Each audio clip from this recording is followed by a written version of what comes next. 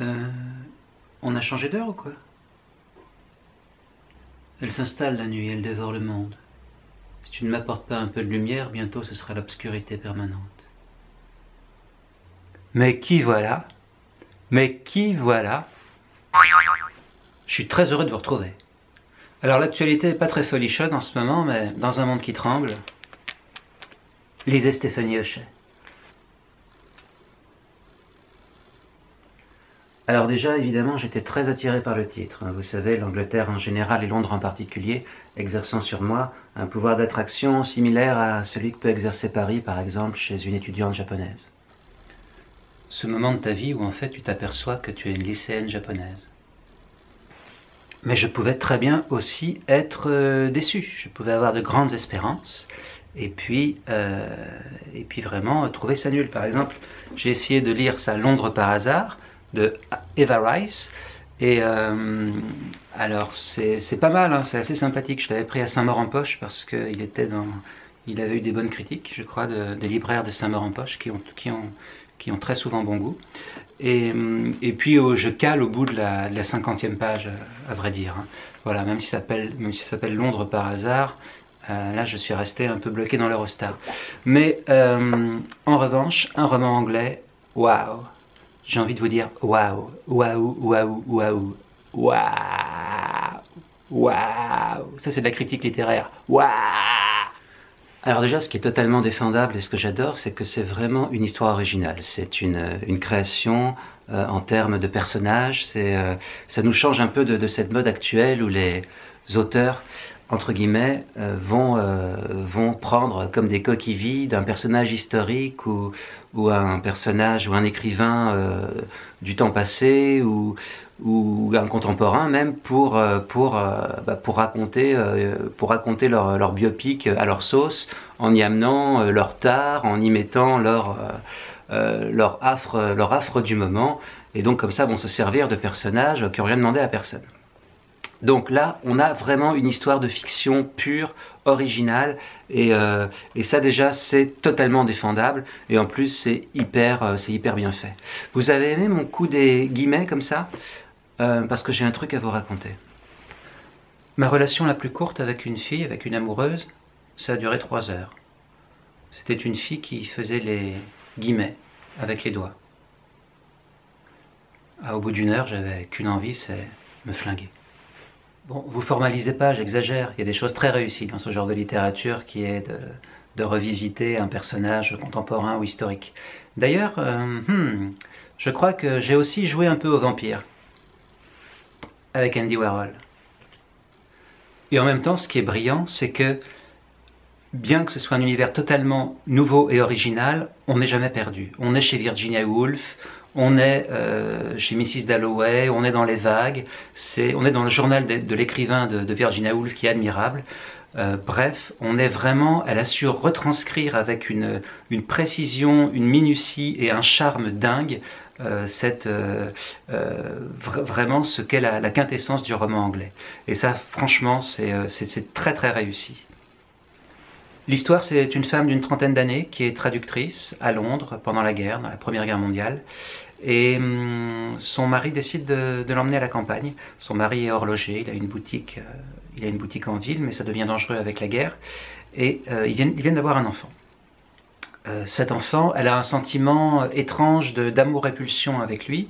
Il a 4-5 ans et elle décide, une fois à la campagne, de prendre une gouvernante et elle passe une petite annonce et une certaine Georges répond à cette annonce. Il va s'avérer, allant la chercher à la gare, que ce Georges est un jeune homme pâle, énigmatique, chétif, qui souffre, qui a un cœur d'oiseau. Et ce jeune homme va venir troubler cette femme qui est dans le manque absolu, dans cette mélancolie anglaise terreuse. Et voilà, c'est magnifique. Cette femme est perdue avec ce mari qu'elle a aimé, mais qu'elle voit vieillir, qu'elle voit se rapetisser dans tous les sens du terme, avec un de ses cousins qui est parti sur le front, qui est parti à la guerre et qui lui manque tant, avec son frère, lui, qui est un homme beaucoup plus charmant aussi, mais plus pragmatique et plus dans le show-off. Et donc Et donc cette femme va redéfinir son univers avec l'arrivée de ce jeune homme. Et voilà, et c'est d'une précision. Alors au début, l'écriture peut paraître un peu clinique, c'est-à-dire qu'elle ne s'attarde pas vraiment, les sentiments sont exprimés, ils sont bien là, mais heureusement d'ailleurs, elle ne se répand pas. Donc l'écriture peut être un peu clinique, mais c'est une clinique où très vite le charme opère. Il y a vraiment des phrases magnifiques. Par exemple, on est toujours reconnaissant envers les gens qui ne s'effarouchent pas devant la part de soi qui sombre. C'est beau, hein? On est toujours reconnaissant envers les gens qui ne s'effarouchent pas devant la part de soi qui sombre. Sauf sur le Titanic. Alors Stéphanie, elle est assez connue, hein. Pas vraiment en France, parce que là, il faut quand même un paquet d'années avant qu'on vous accorde un peu de reconnaissance, hein, vous savez ça. Mais en Angleterre, elle est très très connue.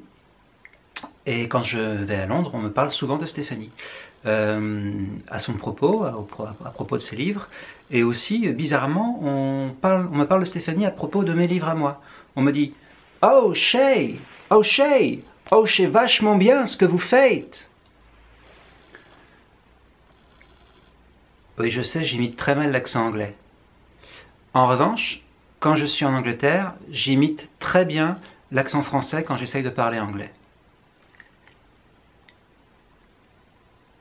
Il y a un passage fabuleux où il est question d'un pot de géranium. Alors vous me dites comment un roman autour d'un pot de géranium?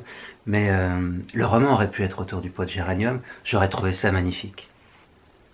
Tout un roman autour d'un pot de géranium. C'est là quand même que je m'aperçois que j'ai des goûts un peu spécifiques en matière de littérature. Et j'y vois une certaine raison pour laquelle je n'ai pas fait long feu en études de lettres modernes. C'est Georges, le personnage qui raconte cette histoire. Il raconte qu'enfant, en face de chez lui, il y avait une famille de mineurs.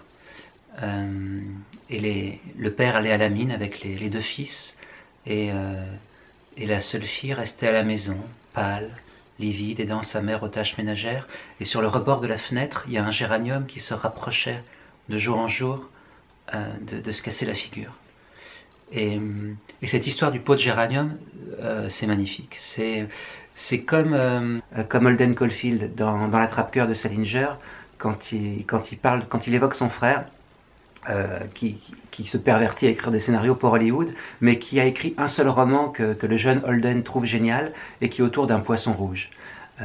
Un petit garçon qui, avec son argent de poche, a acheté un poisson rouge, et depuis qu'il a réussi à avoir à engranger assez d'argent de poche pour obtenir ce poisson rouge, il défend à quiconque de le regarder.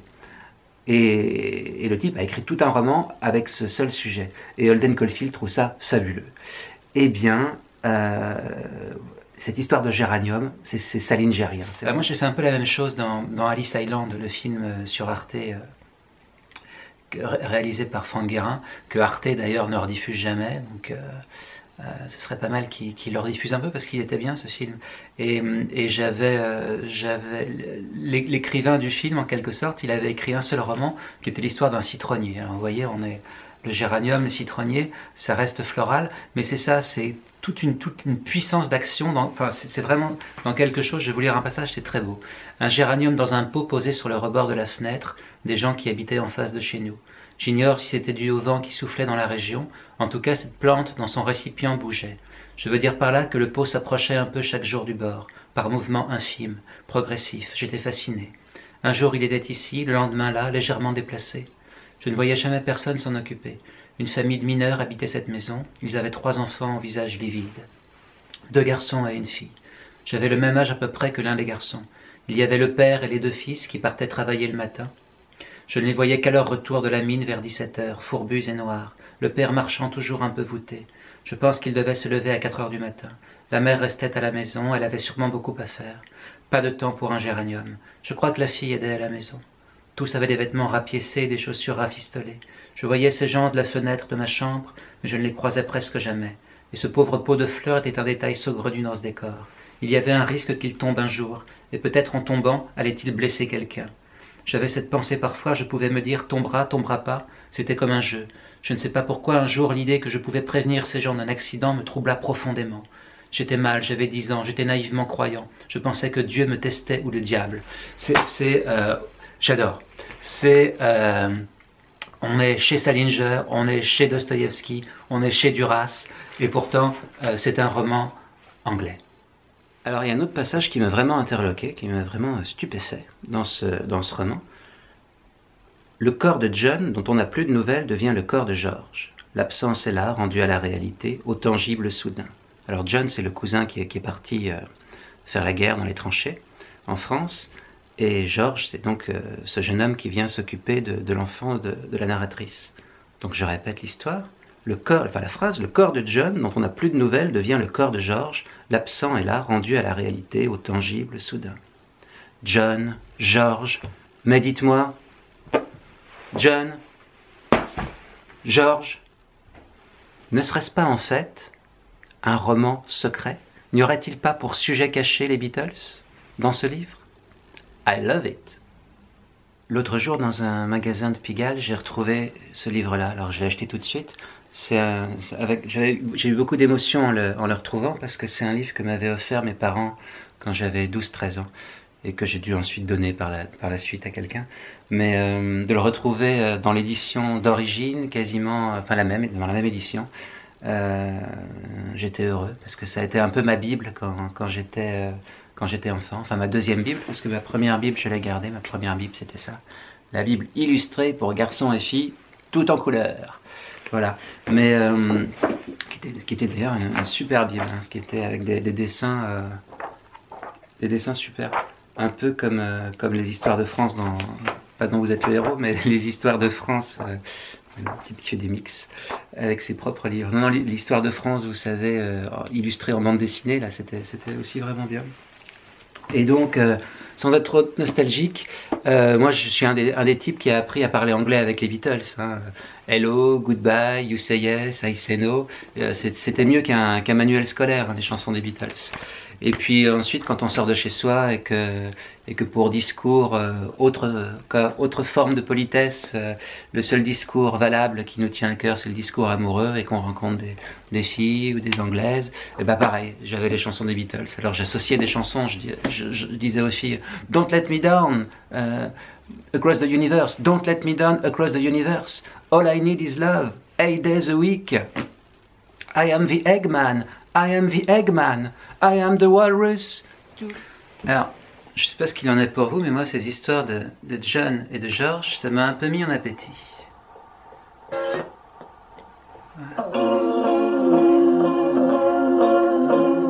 Let's all get up and dance to a song that was a hit before your mother was born.